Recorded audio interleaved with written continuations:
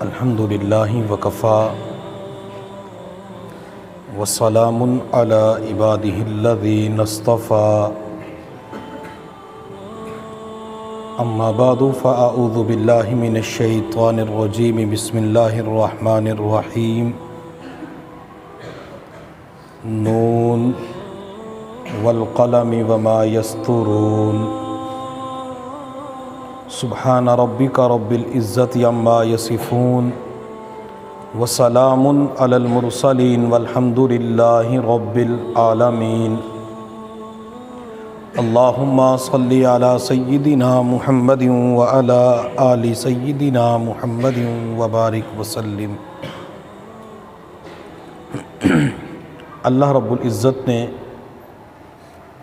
قرآن مجید، فرقان حمید، لا ریب کتاب قرآن عظیم الشان کے اندر ارشاد فرمایا، نون والقلم وما یسطرون۔ نون سے کیا مراد ہے؟ تو ایک مفسر فرماتے ہیں کہ نون سے مراد دوات ہے، والقلم تو اللہ رب العزت نے یہاں پر دوات اور قلم کی قسم اٹھائی، وما یسطرون، اور جس چیز کے ساتھ لکھا جاتا ہے، لکھائی کی جاتی ہے، تو اللہ نے اس قلم اور لکھائی کی قسم اٹھائی ہے۔ اس آیت مبارکہ کے اندر قلم سے مراد کیا ہے؟ تو مفسرین فرماتے ہیں قلم سے مراد تقدیر کا قلم ہے۔ اللہ رب العزت نے مخلوقات کو پیدا کرنے سے تقریباً 50,000 سال قبل جو کچھ کائنات کے اندر ہونا تھا وہ سب کچھ اللہ رب العزت نے لکھوایا۔ اور بعض مفسرین فرماتے ہیں کہ قلم سے مراد انسانوں کا قلم ہے۔ ہم جو کسی کتاب کے اندر، کاپی کے اندر، رجسٹر کے اندر لکھتے ہیں تو اس سے مراد یہی انسانوں والا قلم ہے۔ اور میرے اللہ نے یہ قلم کی نعمت، قلم کی دولت، سب سے پہلے لکھنے والی نعمت حضرت ادریس علیہ السلام کو عطا فرمائی، جنہوں نے اس قلم کے ذریعے لکھا۔ اور اگر آج کی دنیا کے اندر کسی بھی طالب علم کو قلم کا ذوق اور شوق مل جاتا ہے تو وہ اسے اللہ رب العزت کا احسان سمجھے کہ میرے اوپر اللہ کا کرم ہوا، اللہ کا فضل ہوا، اللہ کا احسان عظیم ہے کہ جس پروردگار ذوالجلال نے مجھے قلم کے ساتھ لکھنے کی توفیق عطا فرمائی۔ لیکن بعض مرتبہ ہم دیکھتے ہیں مدارس عربیہ کے اندر طلباء اس قلم کی بے ادبی کرتے ہیں۔ جب جمعہ والے دن یا کسی اور موقع پہ شلوار کے اندر اظہار بند ڈالنی ہوتی ہے، اور اگر اظہار بند ڈالنے کے لیے سلائی نہ ملے تو قلم کے ذریعے اظہار بند ڈالنے کی کوشش کی جاتی ہے۔ اور بعض سست قسم غافل طلباء کو دیکھا، وہ مسواک کے ذریعے اظہار بند ڈالنے کی کوشش کرتے ہیں۔ وہ مسواک جو نبی علیہ السلام کی مبارک سنت ہے، جو دانتوں کے اوپر استعمال کی جاتی ہے، میرے محبوب صلی اللہ علیہ وسلم نے ارشاد فرمایا، اگر مجھے اپنی امت کے اوپر مشقت کا ڈر نہ ہوتا تو میں ہر نماز کے وقت مسواک کرنے کا حکم دے دیتا، واجب ہو جاتا، فرض ہو جاتا۔ اب نبی علیہ السلام جو مسواک استعمال فرمایا کرتے تھے، رات کو سونے سے پہلے، بیدار ہونے کے بعد، قرآن کی تلاوت سے پہلے، وضو کے اندر، تو اسی مسواک کے ساتھ اظہار بند ڈالنے کی کوشش کی جا رہی ہوتی ہے، جو ایک بہت بڑی بے ادبی ہوتی ہے۔ اور اگر قلم کے ذریعے، چاہے وہ بال پوائنٹ ہے، وہ پوائنٹر ہے، وہ کسی بھی قسم کا قلم ہے، اگر اس کے ذریعے اظہار بند ڈالا جاتا ہے تو یہ قلم کی بے ادبی ہو جاتی ہے۔ اور آپ حضرات اچھی طرح جانتے ہیں با ادب، با نصیب بے ادب بے نصیب۔ جب بندہ بے ادبی کا معاملہ کرتا ہے، اگر بندے کے پاس علم کی نعمت ہو تو بے ادبی کی وجہ سے اللہ تعالیٰ اسے محروم فرما دیتے ہیں۔ بندے کے پاس علم تو آ جاتا ہے لیکن اسے علم نافع نصیب نہیں ہوتا۔ میرے محبوب صلی اللہ علیہ وسلم نے دعا مانگی، ربی زدنی علما، اللہ میرے علم کے اندر اضافہ فرما۔ اب اس علم سے مراد کون سا علم ہے؟ وہ ہمیں نبی علیہ الصلوۃ والسلام کی دعا بتلاتی ہے، اللہم انی اسألوک علما نافعا، اللہ میں آپ سے علم نافع کا سوال کرتا ہوں، نفع دینے والا علم مجھے عطا کر دیجئے۔ علم نافع کسے کہتے ہیں؟ جس علم کے اوپر انسان کو عمل کی توفیق مل جائے وہ علم نافع ہوتا ہے۔ اگر انسان کو اپنے علم کے اوپر عمل کی توفیق نہ ملے تو وہ علم نہیں ہوتا بلکہ معلومات ہوتی ہیں۔ اور جب ہم اپنے اکابرین کی زندگی کو دیکھتے ہیں تو وہ قلم کو استعمال کیا کرتے تھے، لیکن آج طلباء کی زندگیوں کے اندر یہ لکھنے والا ذوق اور شوق ختم ہو چکا ہے۔ حتیٰ کہ میرے محبوب صلی اللہ علیہ وسلم نے لکھنے کے حوالے سے فرمایا، اگر کوئی بندہ کتابت کر رہا ہو اور لکھتے لکھتے میرا نام نامی اسم گرامی محمد آ جاتا ہے، وہ میرے نام کے ساتھ صرف سواد نہیں لکھتا، سواد لام عین میم نہیں لکھتا، بلکہ مکمل درود شریف لکھتا ہے صلی اللہ علیہ وسلم یا صلی اللہ علیہ وآلہ وسلم، تو میرے محبوب نے فرمایا جب تک اس کاپی کے اندر رجسٹر کے اندر میرے نام کے ساتھ درود شریف لکھا رہے گا تو اس وقت تک ایک فرشتہ اس کی مغفرت کی دعا کرتا رہے گا۔ اب یہاں بھی نبی علیہ السلام نے لکھنے کی فضیلت ارشاد فرمائی۔ آپ کسی کو میسج کرتے ہیں، کسی کا نام محمد ہوتا ہے، یا آپ نبی علیہ السلام کی کوئی حدیث آگے بھیجتے ہیں تو نبی علیہ السلام کے نام کے ساتھ درود شریف ضرور لکھا کرے۔ شیخ الاسلام حضرت مولانا مفتی محمد تقی عثمانی دامت برکاتہم العالیہ فرماتے ہیں، جو بندہ پیغمبر کے نام کے ساتھ صرف سواد لکھتا ہے یا سواد لام عین میم لکھتا ہے تو کیا اس کے پاس سیاہی کی کمی ہوتی ہے یا وقت نہیں ہوتا؟ ہر چیز اس بندے کے پاس موجود ہوتی ہے لیکن بندے کے اوپر سستی غالب آ جاتی ہے۔ یہ سستی کے اندر مبتلا ہو کر بہت بڑی فضیلت سے محروم ہو جاتا ہے۔ اور عزیز طلباء، ہم اللہ تعالیٰ کی بارگاہ کے اندر یہ دعا ضرور مانگا کریں، اللہ ہمیں سستی سے پناہ عطا فرما، اللہ سستی سے محفوظ فرما۔ جس طرح انسان کے اندر روحانی امراض پائے جاتے ہیں، حسد کی بیماری پائی جاتی ہے، چغلی کینہ غیبت فلاں بیماری پائی جاتی ہے، اسی طرح سستی کی بیماری بھی پائی جاتی ہے۔ حضرت کعب رضی اللہ تعالی عنہ کو جو واقعہ ہے، 50 دن تک جو روتے رہے اور نبی علیہ السلام نے بولنا چھوڑ دیا، صحابہ نے بولنا چھوڑ دیا، یہ ایک طویل واقعہ ہے۔ اب کعب غزوہ تبوک کے اندر شریک کیوں نہ ہوئے؟ تو کعب خود فرماتے کہ اپنی سستی کی وجہ سے میں اس کے اندر شریک نہ ہو سکا۔ تو جب بندے کے اوپر سستی غالب آ جاتی ہے تو بندہ بہت سارے اعمال سے محروم ہو جاتا ہے۔ اس لیے نبی علیہ السلام نے ایک دعا مانگی، اللہم انی اعوذ بک من الہم والبخل والجبن، اور آخر کے اندر جا کے نبی علیہ السلام عذاب قبر سے پناہ مانگتے ہیں۔ تو جس حدیث کے اندر میرے محبوب نے عذاب قبر سے پناہ مانگی، اسی حدیث کے اندر آپ علیہ السلام نے سستی سے پناہ مانگی ہے۔ اور طلباء کے بارے میں تو مشہور ہے کہ یہ سست ہوتے ہیں۔ اگر طلباء سستی سے بچتے ہوئے دعا کریں گے تو اللہ سستی کی بیماری کو ختم کر کے بندے کے اندر چستی کی نعمت پیدا فرما دیتے ہیں، اور بندے کو یہ دولت جب مل جاتی ہے تو بندے کے لیے اعمال کرنا، بندے کے لیے پڑھائی کرنا، مطالعہ کرنا، تکرار کرنا، سبق یاد کرنا اور اساتذہ کی خدمت کرنا، ادب کرنا، یہ سب کچھ طالب علم کے لیے اللہ تعالیٰ آسان فرما دیتے ہیں۔ ہمارے اکابرین اپنے قلم کو استعمال کیا کرتے تھے، جہاں اپنے شاگردوں کو پڑھایا کرتے تھے تو وہاں تنہائی کے اندر، خلوت کے اندر یکسوئی حاصل کر کے اپنے قلم کے ساتھ لکھ کر وہ علم اگلی نسلوں تک پہنچایا کرتے تھے۔ چنانچہ علامہ ابن جوزی رحمۃ اللہ علیہ کے بارے میں آتا ہے، وہ فرماتے ہیں کہ میں نے 20,000 کتابوں کا مطالعہ کیا ہے۔ اب 20,000 کتابوں کا مطالعہ کیا اور اس کے ساتھ ساتھ وہ کتابوں کو لکھتے بھی تھے۔ علامہ ابن جوزی رحمۃ اللہ علیہ کے بارے میں آتا ہے کہ جب وہ قلم کے ساتھ لکھتے اور قلم کی نوک خراب ہو جایا کرتی تھی، اس قلم کو بنانے کا وقت آتا تو علامہ ابن جوزی رحمۃ اللہ علیہ قلم کو بناتے ہوئے اللہ کے ذکر کے اندر مشغول ہو جاتے تھے۔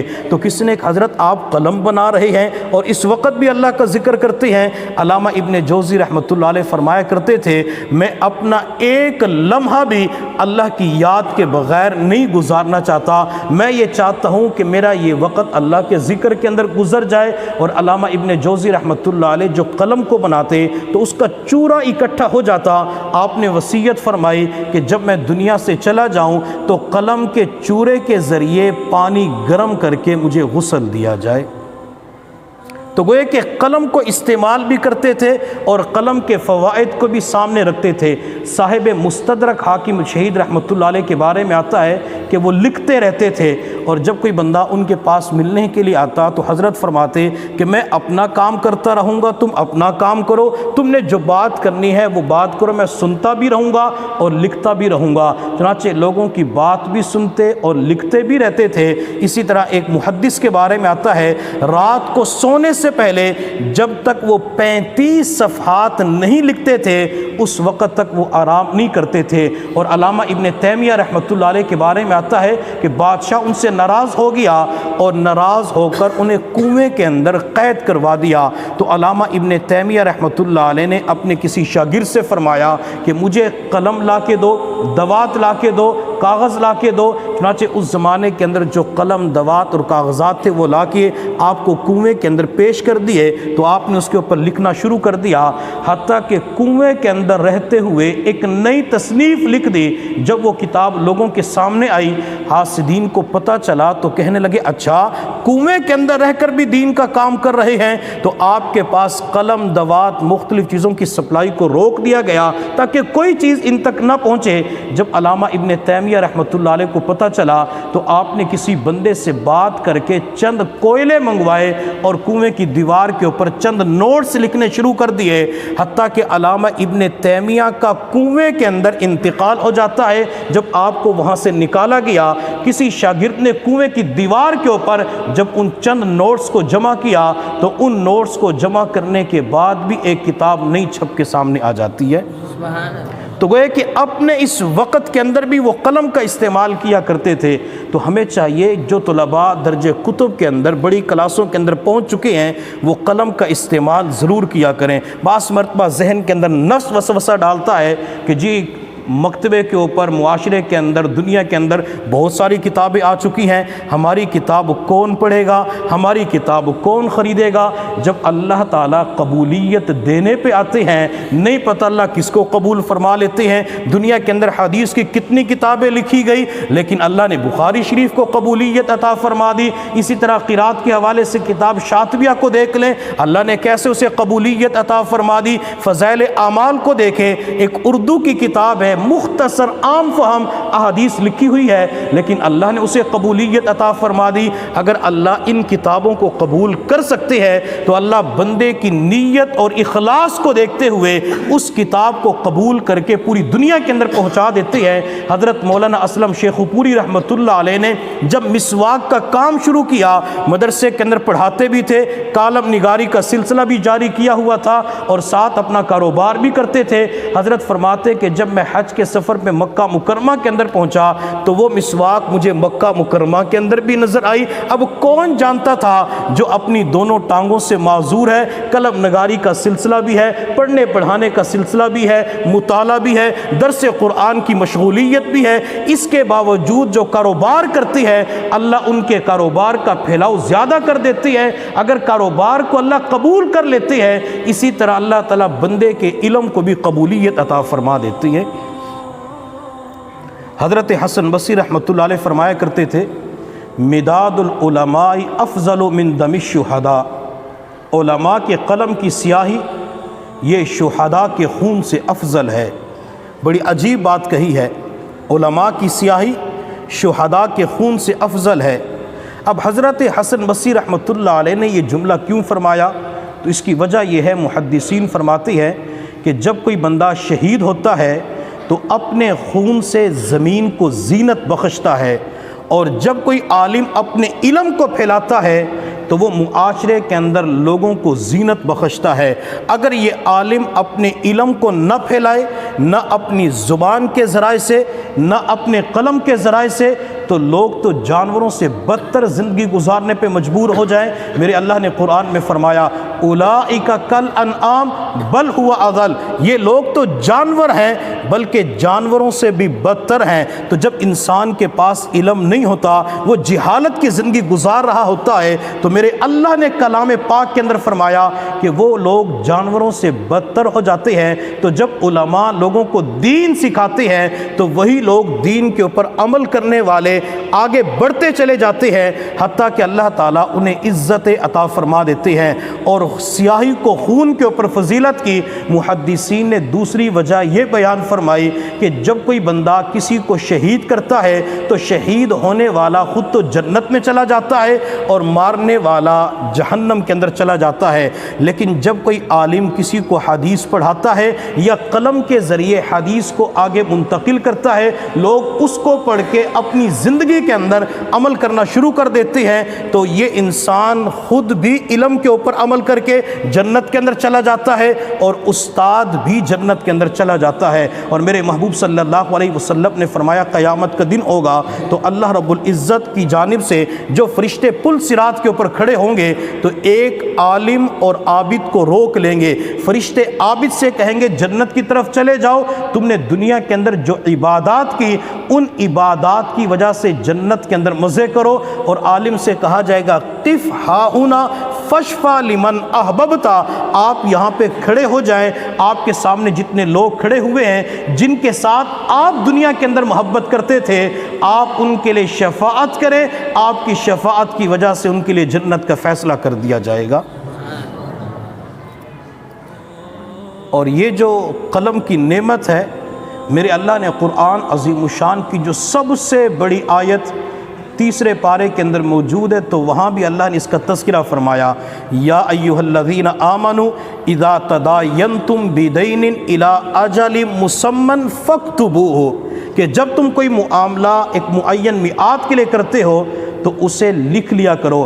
بلکہ ایک حدیث کے اندر تو یہاں تک آیا، میرے محبوب صلی اللہ علیہ وسلم نے فرمایا کہ جب دو بندے آپس کے اندر کسی بھی قسم کا معاملہ کرتے ہیں، وہ پلاٹ کا معاملہ کرتے ہیں، وہ کمرشل جائیداد کا معاملہ کرتے ہیں، زرعی رقبے کا معاملہ کرتے ہیں، وہ لین دین کا معاملہ کرتے ہیں، زیورات کی صورت میں، نقدی کی صورت میں، ڈالر کی صورت میں، اگر یہ معاملہ کرتے ہوئے اس وقت نہ لکھے اور پھر کسی بندے کے ساتھ زیادتی ہو جاتی ہے، وہ بندہ مظلوم بن جاتا ہے۔ اگر یہ مظلوم بن کے اللہ سے دعا کرتا ہے تو اللہ اس کی دعا کو قبول نہیں فرماتے۔ کیوں؟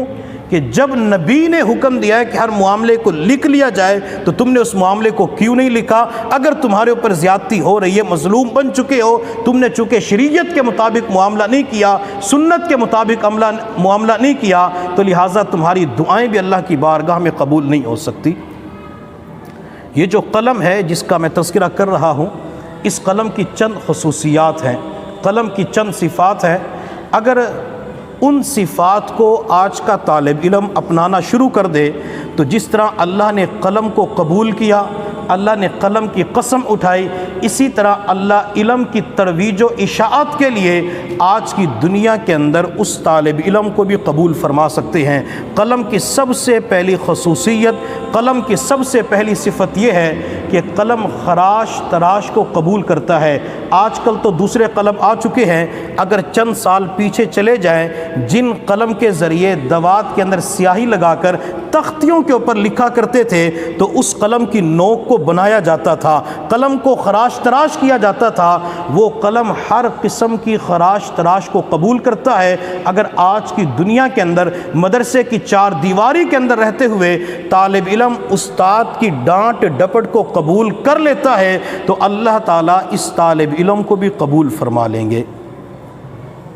اور قلم کی دوسری خصوصیت، دوسری صفت یہ ہے کہ قلم اپنے آپ کو مکمل طور پہ کاتب کے حوالے کر دیتا ہے، یعنی جو لکھنے والا کاتب ہوتا ہے قلم اپنے آپ کو مکمل اس کے سپرد کر دیتا ہے۔ کاتب قلم کو کبھی دائیں گھماتا ہے، کبھی بائیں گھماتا ہے۔ یہ قلم نہیں کہہ سکتا کہ آپ مجھے ادھر نہ گھمائیں، ادھر گھمائیں، ادھر گھمائیں گے تو میری نوک ٹوٹ جائے گی۔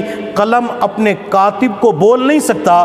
اسی طرح مدرسے کے اندر رہتے ہوئے اگر طالب علم اپنے آپ کو مکمل اپنے مربی کے حوالے کر دے، اپنے استاد کے حوالے کر دے، تو اللہ تعالیٰ اس استاد کے پاس رہتے ہوئے طالب علم کو عزت رفتہ نصیب فرما دیتے ہیں۔ بلکہ میرے پیر و مرشد تو مریدین کے بارے میں، سالکین کے بارے میں فرماتے ہیں کہ مرید اپنے آپ کو شیخ کے اس طرح حوالے کر دے جس طرح میت غسل دینے والوں کے ہاتھ میں ہوتی ہے۔ وہ غسل دینے والے میت کو کبھی دائیں طرف لٹا دیتے ہیں، کبھی بائیں طرف لٹا دیتے ہیں، کبھی سہارا دے کے تختے کے اوپر بٹھا دیتے ہیں، کبھی ٹھنڈا پانی ڈالتے ہیں، کبھی بیری کے پتوں سے گرم کیا ہوا پانی ڈالتے ہیں، کبھی اس کے کپڑے اتار دیتے ہیں، کبھی موٹی چادر ڈال دیتے ہیں۔ وہ میت غسل دینے والوں کے سامنے ایک لفظ بھی نہیں بولتی۔ اگر آج کا طالب علم اسی طرح مکمل طور پہ اپنے آپ کو استاد کے حوالے کر دے، استاد کہتے ہیں یہ کام کرو، تو بچہ سر جھکا کے کہ جی استاد جی آمنا وصدقنا، میں اس بات کو قبول کرتا ہوں، اس بات کے اوپر فوراً عمل کروں گا۔ اگر کوئی طالب علم اس طرح حوالے کرے گا، اللہ تعالیٰ اس طالب علم کو کبھی بھی محروم نہیں فرمائیں گے۔ حضرت مولانا رشید احمد گنگوہی رحمۃ اللہ علیہ جو قطب الارشاد اور جبال العلم یعنی علم کے پہاڑ تھے، حاجی امداد اللہ مہاجر مکی رحمۃ اللہ علیہ سے بیعت ہو جاتی ہے۔ ایک مرتبہ حاجی امداد اللہ مہاجر مکی رحمۃ اللہ علیہ کسی دعوت پہ تشریف لے گئے تو حضرت گنگوہی بھی ساتھ تھے۔ جب دسترخوان پہ پہنچے، دسترخوان پہ مختلف قسم کے کھانے رکھے ہوئے تھے، تو حاجی امداد اللہ مہاجر مکی نے ایک چپاتی اٹھائی، روٹی اٹھائی، اس روٹی کے اوپر سالن رکھا اور رشید احمد گنگوہی کو دی اور فرمایا کہ اس کنارے پہ بیٹھ جاؤ اور وہاں پہ جا کے کھاؤ۔ حضرت رشید احمد گنگوہی رحمۃ اللہ علیہ فرماتے ہیں کہ میں نے اس روٹی کو ہاتھ میں پکڑا اور وہاں جا کے میں نے کھانا شروع کر دیا۔ حاجی صاحب کے سامنے مختلف قسم کے کھانے پڑے ہوئے تھے، فرماتے مجھے روٹی دی، روٹی کے اوپر دال رکھ دی یا کوئی سالن رکھ دیا۔ حاجی امداد اللہ مہاجر مکی فرماتے ہیں کہ میں آنکھ کے کنارے سے رشید احمد گنگوہی کی طرف دیکھ رہا تھا کہ پیشانی کے اوپر بل تو نہیں آیا۔ اب حاجی صاحب پورے عالم بھی نہیں ہیں، دوسری طرف رشید احمد گنگوہی ایک بہت بڑے عالم ہیں اور جن کے بارے میں آتے ہیں کہ 20 سال تک جن کی تکبیر اولیٰ فوت نہ ہوئی۔ ایک مرتبہ دارالعلوم دیوبند کے اندر جلسہ تھا، تو اس جلسے کی وجہ سے آپ پہلی رکعت کے اندر شریک نہ ہو سکے، لوگ مصافحہ کرنے کے لیے ٹوٹ پڑے۔ تو جب نماز سے فارغ ہوئے تو زار و قطار رو رہے تھے، تو کسی نے حضرت آپ کا نقصان ہو گیا۔ فرمایا کہ آج 20 سال کے بعد میری تکبیر اولیٰ فوت ہو چکی ہے۔ وہ رشید احمد گنگوہی رحمۃ اللہ علیہ جو عبادات کے اندر بھی آگے تھے اور جو علم کے اندر بھی آگے تھے، وہ کنارے کے اوپر بیٹھ کے روٹی کھا رہے۔ حاجی امداد اللہ فرماتے میں دیکھ رہا تھا تو رشید احمد گنگوہی کے چہرے کے اوپر مسکراہٹ تھی۔ جب کھانا کھا کے فارغ ہوئے تو حاجی امداد اللہ مہاجر مکی نے رشید احمد گنگوہی کو بلایا اور فرمایا کہ کوئی اثر تو نہیں ہوا؟ حضرت گنگوہی رحمۃ اللہ نے فرمایا نہیں حضرت، میں تو بڑا خوش ہوا کہ آپ نے دسترخوان پہ بٹھا دیا، ورنہ میں تو اس لائق تھا کہ میں جوتیوں والی جگہ پہ بیٹھ جاتا۔ حاجی امداد اللہ مہاجر مکی رحمۃ اللہ علیہ فرماتے ہیں جب میں سمجھ گیا کہ رشید احمد ہر قسم کی ڈانٹ ڈپٹ کو قبول کر چکا ہے، اپنے آپ کو مکمل طور پہ شیخ کے حوالے کر دیا، تو حاجی امداد اللہ مہاجر مکی نے انہیں اجازت و خلافت عطا فرما دی۔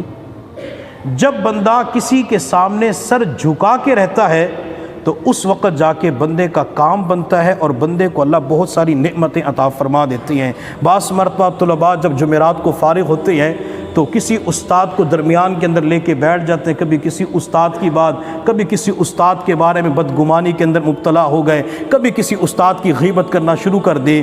جو طالب علم اساتذہ کے پیچھے باتیں بناتا رہتا ہے، وہ طالب علم پڑھ کے فارغ بھی ہو جائے لیکن آگے دین کا کام نہیں کر سکتا۔ ہمیشہ کے لیے وہ طالب علم دین کو پھیلانے والا ہوتا ہے جس کے پیچھے استادوں کی دعائیں ہوتی ہیں، جو اساتذہ کی دعائیں لے کے جاتی ہیں کسی کہنے والے نے کیا خوب کہا، دور بیٹھا کوئی تو دعائیں دیتا ہے، دور بیٹھا کوئی تو دعائیں دیتا ہے، میں ڈوبتا ہوں سمندر اچھال دیتا ہے۔ جب طالب علم پڑھ کے چلے جاتے ہیں، معاشرے کے اندر جو فتنوں کا زمانہ، ہر طرف سے گناہ کی دعوت مل رہی ہوتی ہے، اگر کہیں فتنے کے اندر، معصیت کے اندر مبتلا ہونے کا موقع مل جاتا ہے تو پیچھے کسی استاد کی دعا ہوتی ہے، اللہ کی رحمت بندے کا ہاتھ پکڑ کر اس بندے کو وہاں سے بچا لیتی ہے، بندے کا ایمان محفوظ ہو جاتا ہے، بندہ گناہوں سے پاک صاف زندگی گزارنے والا بن جاتا ہے۔ قلم کی تیسری خصوصیت یہ ہے کہ قلم مستقل دوات کے ساتھ رابطے میں ہوتا ہے۔ قلم کی جب سیاہی ختم ہو جاتی ہے تو قلم پھر دوات کے ساتھ رابطہ کرتا ہے، سیاہی لینے کی کوشش کرتا ہے، سیاہی ختم ہو جاتی ہے، پھر دوات کے ساتھ رابطہ کر کے سیاہی لیتا ہے۔ اس لیے میں ان طلباء سے جو حفظ کر کے فارغ ہونے والے ہیں، یا دور حدیث سے فارغ ہونے والے ہیں، یا قراءت سے فارغ ہونے والے ہیں، میں انہیں نصیحت کروں گا یہاں سے فارغ ہونے کے بعد اپنے ادارے کے ساتھ مستقل رابطے کے اندر رہیں، اپنے اساتذہ کے ساتھ مستقل رابطے کے اندر رہیں۔ اگر اپنے اساتذہ، ادارے، مرکز کے ساتھ رابطے کے اندر رہیں گے تو انشاءاللہ اساتذہ کا فیض، اساتذہ کی توجہات، اساتذہ کی دعائیں آپ کو ملتی رہیں گی۔ اور قلم کی چوتھی صفت، چوتھی اور آخری خصوصیت یہ ہے کہ قلم جب بھی لکھتا ہے تو ہمیشہ اپنا سر جھکا کے لکھتا ہے، قلم سر اٹھا کے نہیں لکھتا، قلم کے اندر عاجزی پائی جاتی ہے۔ اگر کوئی طالب علم یہ چاہتا ہے اللہ مجھے قلم کی طرح قبول فرما لے تو وہ اپنی زندگی کے اندر عاجزی پیدا کرے، اپنے اندر سے عجب، خود پسندی، تکبر کو ختم کرے، اللہ قبولیت عطا فرمائیں گے اور اس کا علمی فیض اگلی نسلوں کے اندر منتقل فرما دیں گے۔ ایک نوجوان کسی اللہ والے کے سامنے اکڑ کے جا رہا تھا تو اللہ والے نے فرمایا بیٹا اللہ کی زمین پہ اکڑ کے نہ چلو، اللہ نے قرآن میں فرمایا وَلَا تَمْشِ فِي الْأَرْضِ مَرَحًا إِنَّكَ لَن تَخْرِقَ الْأَرْضَ وَلَن تَبْلُغَ الْجِبَالَ طُولًا۔ تو اس نوجوان نے کہا بوڑھے میاں مجھے جانتے ہو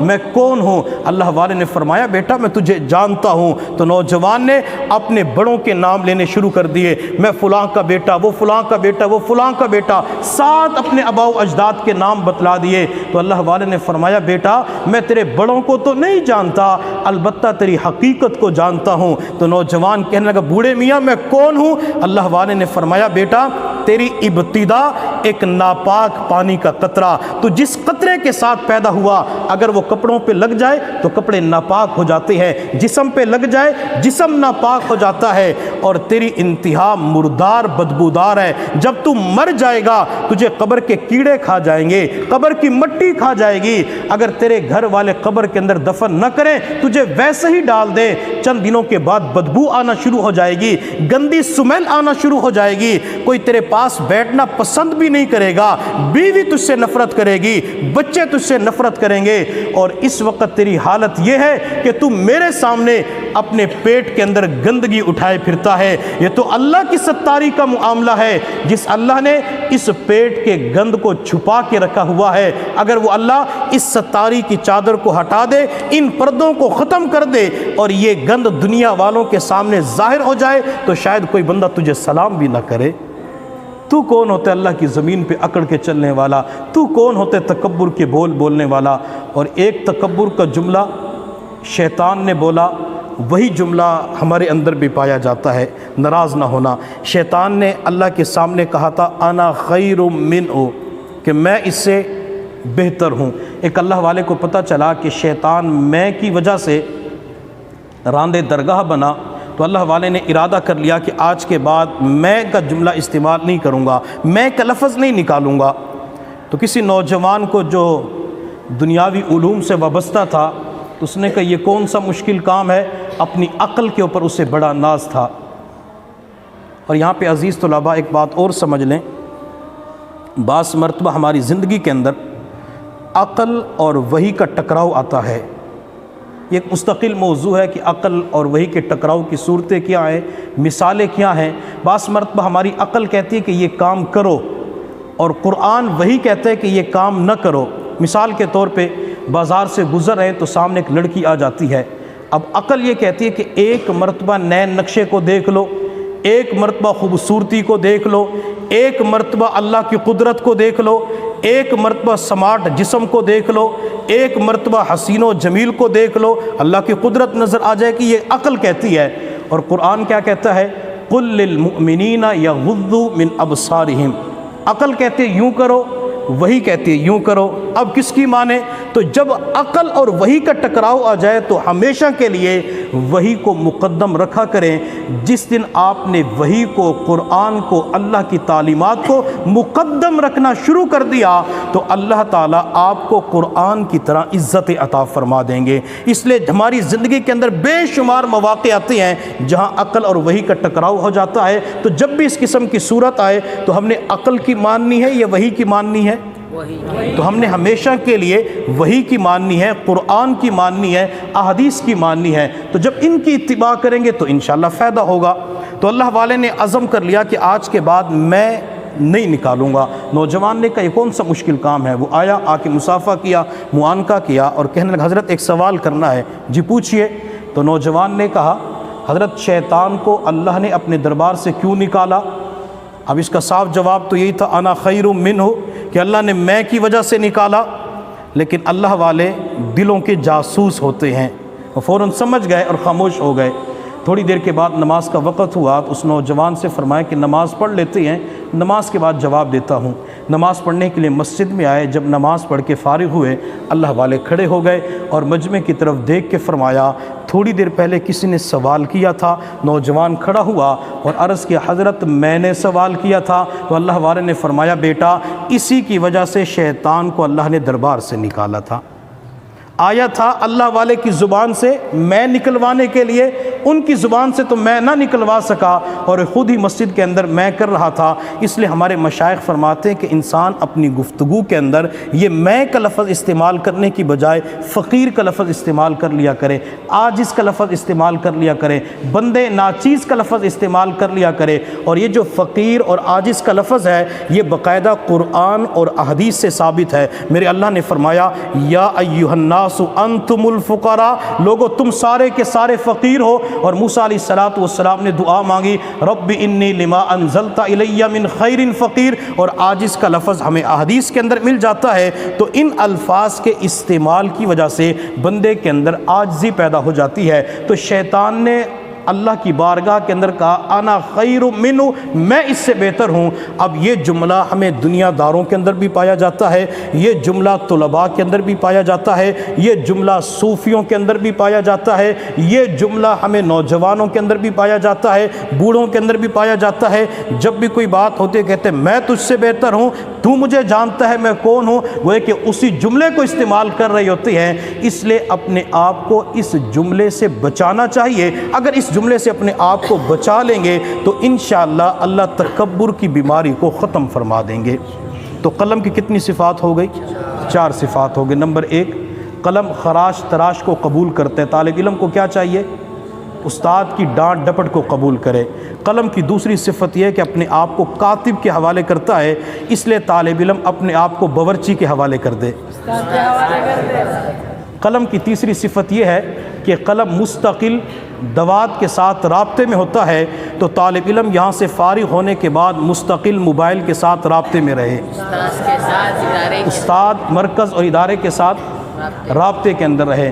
اور قلم کی چوتھی صفت خصوصیت یہ ہوتی ہے کہ قلم جھک کر لکھتا ہے، عاجزی پائی جاتی ہے، تو ہمارے اندر بھی عاجزی پیدا ہونی چاہیے۔ اگر یہ قلم والی 4 صفات ہماری زندگیوں کے اندر آ گئی انشاءاللہ اللہ تعالی ہمیں علم کی ترویج و اشاعت کے لیے قبول فرمائیں گے۔ اللہ رب العزت کی بارگاہ میں دعا ہے اللہ تعالی تمام طلباء تمام اساتذہ کو اپنے مقبول بندوں کی صف میں شامل فرمائے۔ وآخر دعوانا ان الحمدللہ رب العالمین۔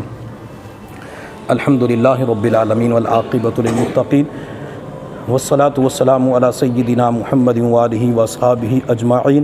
ایک کریم پروردگار ہم تیرے عاجز مسکین فقیر محتاج گناہگار بندے ہیں، اللہ ہم سب کے حال پہ رحم فرما۔ میرے اللہ ہمارے گناہوں کو معاف فرما، اللہ خطاؤں سے درگزر فرما، اللہ تمام لغزشوں کو معاف فرما، میرے اللہ گناہوں سے پاک صاف زندگی عطا فرما۔ اللہ معصیت سے خالی زندگی عطا فرما، اللہ اعمال صالحہ کی توفیق عطا فرما، اللہ جتنے بھی طلباء موجود ہیں اللہ سب کے حافظوں کو قوی فرما، اللہ شرح صدر نصیب فرما، دین کی سمجھ عطا فرما، اللہ حکمت و دانائی عطا فرما۔ میرے اللہ ان تمام طلباء کو حضرت ابو ہریرہ رضی اللہ تعالی عنہ جیسا حافظ عطا فرما، اللہ ان تمام طلباء کو حافظ ذہبی رحمۃ اللہ علیہ جیسا حافظ عطا فرما، اللہ ان تمام طلباء کو امام بخاری رحمۃ اللہ علیہ جیسا حافظ عطا فرما، اللہ ان تمام طلباء کو امام محمد رحمۃ اللہ علیہ جیسی محنت اور مطالعہ کا ذوق عطا فرما۔ میرے اللہ قدم قدم پہ ان طلباء کی حفاظت فرما، اللہ انٹرنیٹ کے فتنے سے محفوظ فرما، موبائل کے فتنے سے محفوظ فرما، اللہ غلط سنگت سے محفوظ فرما، غلط دوستوں سے محفوظ فرما۔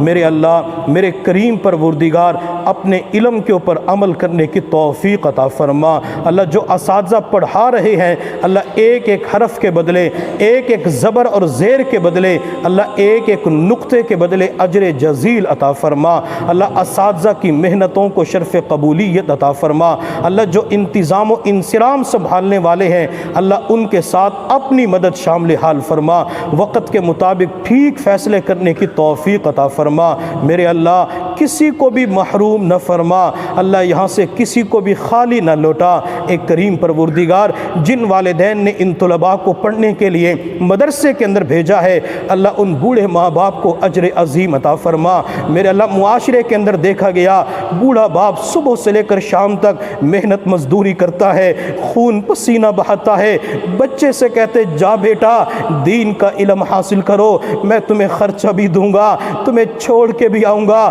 میرے اللہ بوڑھا باپ خود تو 100 کلو کی بوری کندھے پہ اٹھا رہا ہوتا ہے، بچے کو پڑھنے کے لیے بھیج دیتا ہے، اللہ اس بوڑھے باپ کو اجر عظیم عطا فرما۔ میرے اللہ ہر ماں یہی چاہتی ہے میرا لخت جگر میری آنکھوں کے سامنے رہے، میں دیکھتی رہوں، لیکن ماں دل پہ پتھر رکھ کر اپنے لخت جگر کو اپنے سے جدا کر دیتی ہے، کہتی جا بیٹا دین کا علم حاصل کر، میرے لیے بھی دعا کرنا۔ اللہ اس بوڑھی ماں کو اجر عظیم عطا فرما۔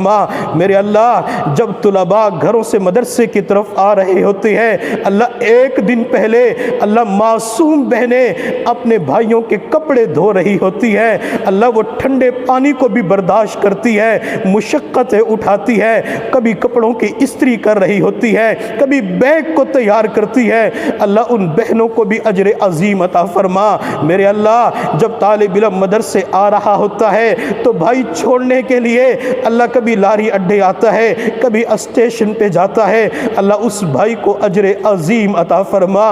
میرے اللہ جو اساتذہ کرام پڑھاتے ہیں گرمی سردی کو برداشت کرتے ہوئے، اللہ بہار خزاں کو برداشت کرتے ہوئے، اللہ ان اساتذہ کرام کو بھی اجر جزیل عطا فرما۔ میرے اللہ میرے کریم پروردگار جب بھی کوئی طالب علم عالم بنتا ہے اللہ کئی سالوں کی محنتوں کے بعد مشقتوں کے بعد عالم بنتا ہے، لیکن اللہ دنیا والے اسی مولوی کو نشانہ بناتے ہیں، سوشل میڈیا کے اوپر آ کر اللہ غلیظ قسم کی باتیں کرتے ہیں، اللہ ان لوگوں کی زبانوں کو لگام دے دیجئے۔ میرے اللہ تمام طلباء علماء کی حفاظت فرما، میرے اللہ قدم قدم پہ ان کی حفاظت فرما، عزت ناموس کی حفاظت فرما، جان مال کی حفاظت فرما، آبرو کی حفاظت فرما، میرے اللہ سب کے ایمان کی حفاظت فرما۔ میرے اللہ میرے کریم پروردگار کسی بھی طالب علم کو اس ادارے کے لیے بدنامی کا ذریعہ نہ بنا،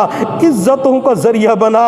اللہ بعض مرتبہ کسی طالب علم سے غلطی ہوتی ہے پوری مولویت بدنام ہو جاتی ہے، پورا مدرسہ بدنام ہو جاتا ہے۔ میرے اللہ میرے کریم پروردگار جب طلباء یہاں سے پڑھ کے چلے جائیں اللہ ان کی فتنوں سے حفاظت فرما، اللہ دھوکہ دینے والے لوگوں سے حفاظت فرما، گناہوں سے حفاظت فرما، اللہ مرتے دم تک اللہ خلوص دل کے ساتھ انہیں دین کا کام کرنے کی توفیق عطا فرما، اپنی مدد شامل حال فرما۔ میرے اللہ تمام طلباء اساتذہ کو قبولیت نصیب فرما، اللہ آپ کی بارگاہ میں قابلیت تو نہیں چلتی، استعداد صلاحیت تو نہیں چلتی، اللہ قبولیت چلتی ہے، میرے اللہ قبول فرما لیجئے۔ اللہ حضرت ابراہیم علیہ السلام نے جب بیت اللہ کی تعمیر کی اس وقت بھی یہی دعا مانگی، ربنا تقبل تقبل منا، اللہ تو ہم سے اس کو قبول فرما لے۔ اللہ آدم علیہ السلام نے بیٹوں سے فرمایا تھا انما یتقبل اللہ من المتقین، بے شک اللہ تعالیٰ متقین کو قبول کرتے ہیں۔ اللہ اس پورے مجمع کو متقی بنا دیجئے، اللہ ان سب کو تقوی کی دولت عطا فرما۔ میرے اللہ آپ کی بارگاہ میں کوئی بندہ کاریں مانگتا ہوگا، کوٹیاں مانگتا ہوگا، بنگلے مانگتا ہوگا، اللہ ہم تجھ سے کاریں کوٹیاں بنگلے نہیں مانگتے، اللہ تیرے دین کی مزدوری مانگتے ہیں، تیرے دین کی خدمت مانگتے ہیں۔ اللہ مرتے دم تک ہمیں دین کا کام کرنے کی توفیق عطا فرما۔ اللہ ایک لمحے کے لیے بھی ہمیں مسجد کی خدمت سے محروم نہ فرما، اللہ ایک لمحے کے لیے بھی مدرسے کی خدمت سے محروم نہ فرما، طلباء کی خدمت سے محروم نہ فرما۔ میرے اللہ میرے کریم پروردگار خاتمہ ایمان پہ فرما۔ اللہ جو طلباء اساتذہ بیمار ہیں اللہ سب کو صحت عطا فرما، شفائے کاملہ عاجلہ مستمرہ عطا فرما۔ اللہ وفاق المدارس کے امتحانات قریب آ رہے ہیں، تمام طلباء کو تیاری کرنے کی توفیق عطا فرما، اللہ پوزیشن لینے کی توفیق عطا فرما، ممتاز نمبروں سے کامیاب ہونے کی توفیق عطا فرما۔ میرے اللہ کسی بھی پرچے کے اندر فیل نہ فرما، اللہ ہر پرچے کے اندر اپنی مدد شامل حال فرما۔ اللہ جتنے بھی سوالات پوچھے جائے اللہ جوابات دلوں کے اندر القاء فرما۔ میرے اللہ راتوں کو جاگنے کی توفیق عطا فرما، اللہ سجدوں کا سرور عطا فرما، دعا مانگنے کا ذوق اور شوق عطا فرما۔ میرے اللہ دلوں کی نیک تمناؤں کو پورا فرما، اللہ ادارے کو قبولیت عامہ تامہ نصیب فرما، لوگوں کے قلوب کو ادارے کی طرف متوجہ فرما، اہل اللہ کی دعاؤں کے اندر وافر حصہ نصیب فرما، اہل خیر کے دلوں کو متوجہ فرما، اللہ بروں کی بری نظر سے محفوظ فرما، حاسدین کے حسد سے محفوظ فرما، شریروں کے شر سے محفوظ فرما۔ میرے اللہ جن حضرات نے محبت اور خلوص کے ساتھ اس فقیر کو یہاں پہ بلایا اللہ میں تو ان لوگوں کو کچھ نہ دے سکا، میرے اللہ فقیر کا کام تو مانگنا ہوتا ہے، میں ان تمام حضرات کے لیے دعا کر سکتا ہوں اللہ دنیا آخرت کی بھلائیاں نصیب فرما، بار بار حج بیت اللہ عمرے کی سعادت نصیب فرما۔ اللہ ہماری ان تمام تر دعاؤں کو اپنے فضل و کرم سے نبی علیہ الصلوۃ والسلام کے صدقے اور طفیل شرف قبولیت عطا فرما۔ وصلی اللہ تعالی علی خیر خلقہ محمد وآلہ واصحابہ اجمعین برحمتک یا ارحم الراحمین۔